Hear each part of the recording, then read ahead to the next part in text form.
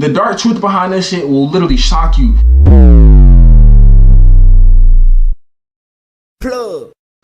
What it do, man? It's your boy Cub, aka Marnie, whichever one you want to call me. It don't matter, man. Y'all all rich gang. Y'all all the Trust family. You feel me? It's just two channels that I own with two different names.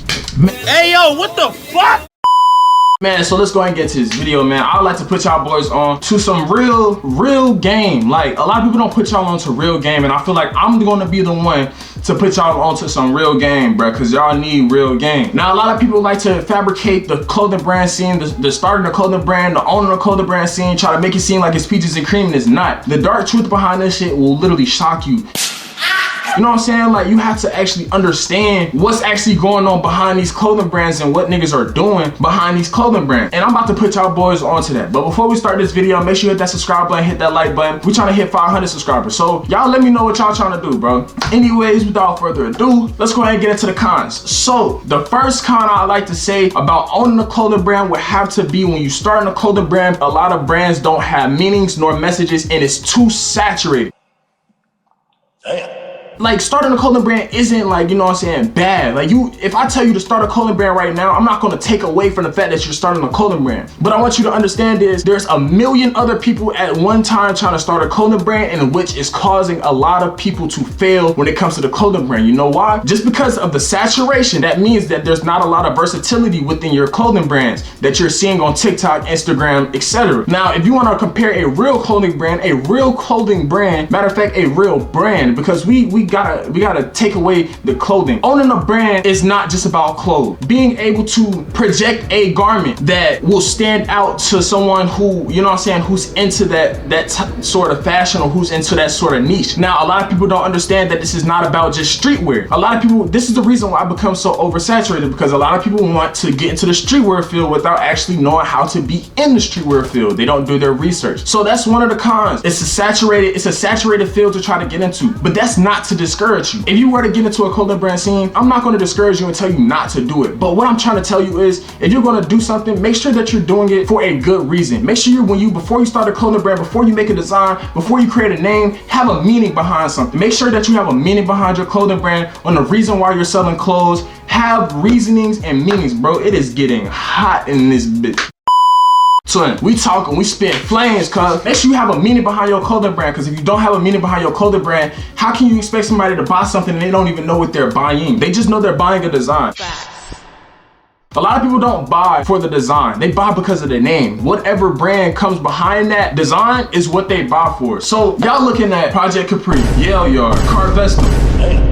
I would call these Instagram, TikTok, streetwear brands of influencers. All of these brands that you're seeing, these brands aren't necessarily built from being a brand, but they're built from likeness. And that's why you see a lot of them aren't selling what you would think that they're selling. Now, I ain't gonna take away.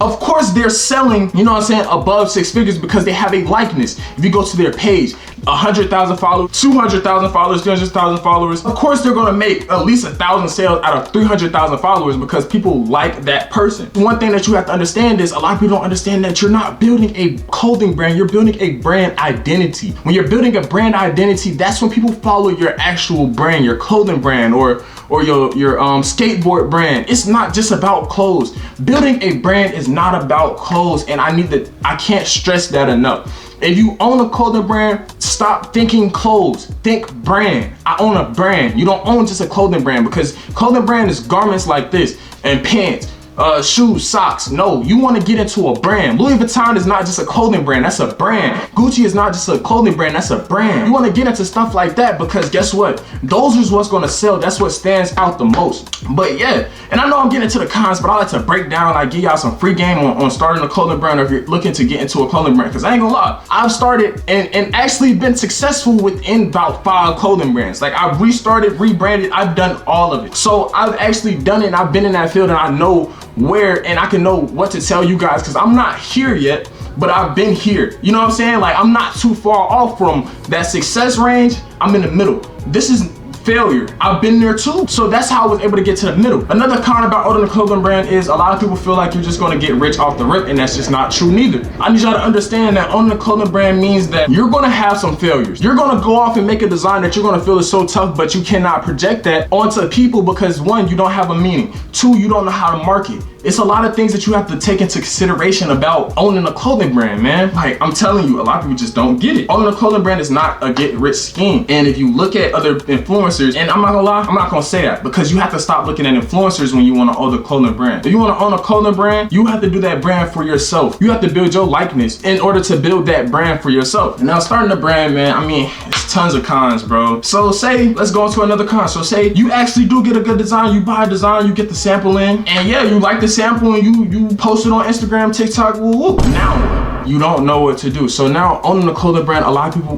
don't have the knowledge of owning a clothing brand. That's another problem that I think that is really sticking out in the clothing brand scene, and it's taken away from the, you know what I'm saying, the actual good clothing brands, is a lot of people don't have the knowledge. A lot of people are scared to fail, and you can't be scared to fail with these clothing brands, bro, because you can't lose nothing but money. You're losing $300, but guess what? That one piece can sell 100 times more as long as you know what you're doing. You can take a piece that you made 2 years ago that you felt was complete trash and bring it back out now, and people will actually fall for it because they like it. That's one thing that I'm saying. So I like to put y'all onto that. So that's you know what I'm saying, that's one con. A lot of people don't have the knowledge of owning a clothing brand. Now let's talk about another con. The saturation, bro. It's too saturated. 100 other clothing brands, 1 million other people trying to start clothing brands on top of clothing brands already being made, or on top of already made clothing brands. The saturation takes away from the fact that you cannot be versatile and different. So if you want to start a clothing brand, I'm telling you, you have to find a way to stand out in a way that people have never seen it before. I promise you.